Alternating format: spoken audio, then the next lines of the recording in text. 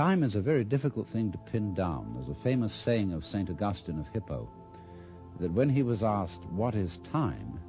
he said, "I know what it is, but when you ask me, I don't." And yet it seems absolutely fundamental to our life. Time is money, we say. I don't have enough time. Time flies. Time drags. And I think we should go into the question of what this is, because in our ordinary common sense, we think of time as a one-way motion from the past through the present and on into the future. And that carries along with it another impression, which is to say that life moves from the past to the future in such a way that what happens now and what will happen is always the result of what has happened in the past. In other words, we seem to be driven along. You know, once upon a time it was fashionable in psychology for people to speak of man's and animals' instincts. That we have, for example, an instinct for survival, an instinct to make love, and so on. But nowadays that word has become unfashionable, and psychologists tend instead to use the word drives, and to speak of the need for food as a drive, the need for survival or for sex as drives. And that's a very significant word, because it's brought out, isn't it, by people who feel driven. I must say, personally, if I feel hungry, I don't feel driven. Also, if I feel lusty, I don't feel driven, because I don't say, "Oh, excuse me, but I have to eat," or "Excuse me, but I need to fulfill my sexual urges, my biological impulses." I say, "Hooray, I identify myself with my drives.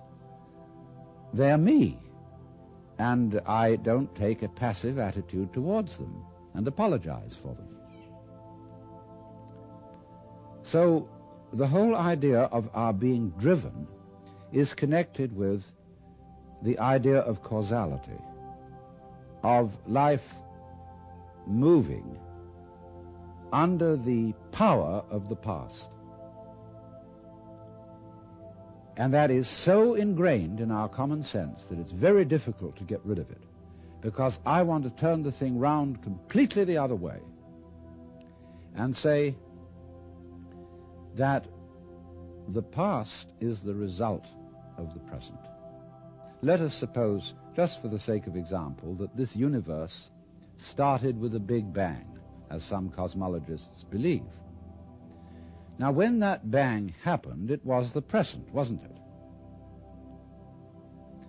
And so the universe began in what we will call a now moment. Then it goes on doing its stuff. And always, when any event that we now call past came into being, it came into being in the present and out of the present. That's one way of seeing it. But before we get further involved in this, I want to draw your attention to a fallacy in the very common sense idea of causality. That events are caused by previous events, from which they flow or result necessarily. To understand the fallacy of that idea, we have to begin by asking, what do you mean by an event? Let's take the event of a human being coming into the world. Now, when does that event begin? Does it occur at the moment of parturition, when the baby actually comes out of its mother?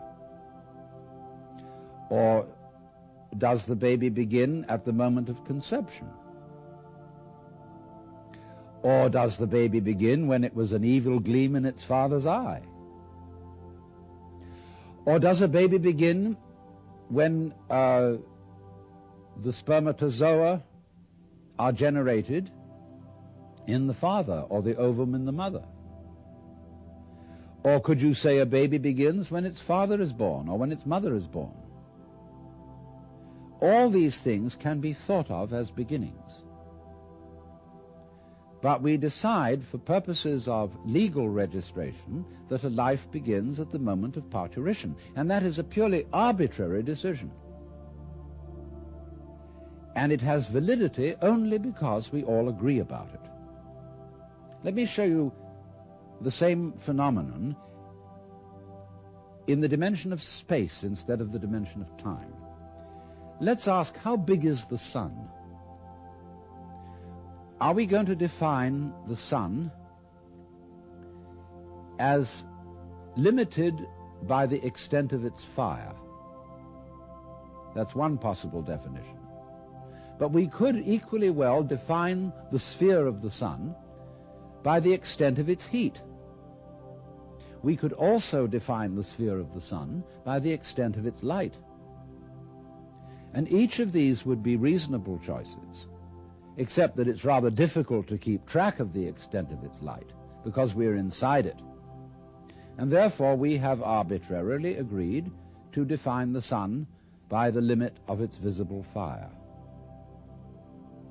But you will see in all these, by these analogies, that how big a thing is, or how long an event is simply a matter of definition.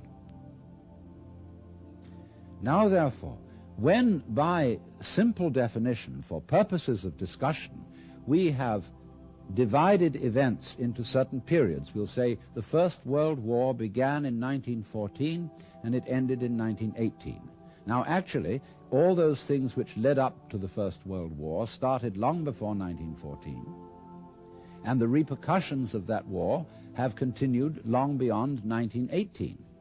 How are we to distinguish an event from its repercussions? So you will see that because we have divided events from one another in this arbitrary way, we do that, and then we sort of forget we did it. And then we have a puzzle. How do events lead to each other? Because you see, in reality, there are no separate events. Life moves along like water. And it's all connected, as the source of a river is connected to the mouth and to the ocean. And all the events or things going on are like whirlpools in the stream. Because you go there today and you see a whirlpool. You go there tomorrow and you see a whirlpool. But it isn't the same whirlpool because all the water is changing every second. What is happening is not really what we should call a whirlpool, but rather a whirlpooling. It is an activity, not a thing. And indeed, every so-called thing can be called an event. We call, say, a house, housing. We call a mat, matting. And we could equally call a cat a catting. So we could say the catting sat on the matting. And we would thereby have a world in which there were no things but only events. To give another illustration, a flame is something we say, there is a flame on the candle. But it would be more correct to say, there is a flaming on the candle, because the flame is a stream of hot gas. Let's take another amusing example. We say fist, and fist is a noun. And fist looks like a thing, but suddenly what happens to the fist when I open my hand? See, I was fisting. Now I'm handing it to you. So every kind of so-called thing can be spoken of as an event, and because events flow into each other, the fisting flows into the handing, we cannot say exactly where one ends and the other begins. So therefore, if we remember that, we shall see that we do not need the idea of causality to explain how a prior event influences a following event, because it's like this. Supposing I'm looking through a narrow slit in a fence, and a snake goes by. I've never seen a snake before, and this is mysterious. And I see through the slit in the fence first the snake's head. Then I see a long, trailing body, and then finally the tail. I say, well, that was interesting. Then the snake turns round and goes back. And again I see first the head, and then after an interval the tail. Now if I call the head one event and the tail another, it will seem to me that the event head is the cause of the event tail, and the tail is the effect. But if I look at the whole snake, I will see a head-tailed snake, and it would be simply absurd to say that the head of the snake is the cause of the tail, as if the snake came into being, first the head and then the tail. The snake comes into being out of its egg as a head-tailed snake. And so in exactly the same way, all events are really one event. We're looking, when we talk about different events, we're looking at different sections or parts of one continuous happening. And therefore, the idea of separate events which have to be linked by a mysterious process called cause and effect is completely unnecessary. But having thought that way, we think of present events as being caused by past events, and therefore we tend to regard ourselves as the puppets of the past, as driven along by something that is always behind us. Now, to overcome this impression, it's very simple. You begin again with an experiment which I suggested in a previous talk about meditation. Approach the world through your ears. If you shut your eyes and make contact with reality purely with your ears, I mean, it's kind of silly perhaps to shut your eyes when you're looking at television, but do it just for a moment. And you will realize that the sounds you are hearing are all coming out of silence. You hear, and it fades away, fades, fades, fades, fades, and finally disappears. It's a curious world, this, isn't it? Because you hear all the realities in it, the sounds, suddenly coming out of nothing. You don't see any reason for them to begin. They just appear, and then they echo away through the corridors of the mind, which we call memory. Now, if you open your eyes, it's a little harder to see this with your eyes because, unlike sounds, the eyes sound static. Or rather, they look static. Everything looks still to your eyes. But you must understand that the world you are looking at, say when you look at a light, that light is vibrating. All material things are vibrations, and they are vibrating at you now in the same way as the sound was vibrating on your ears. In other words, the present world that you see is a vibration coming just as the sound comes out of silence.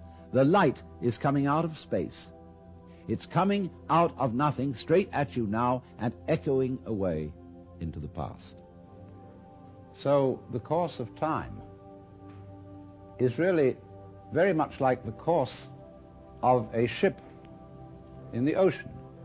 Because here's the ship, you see, and it leaves behind it a wake.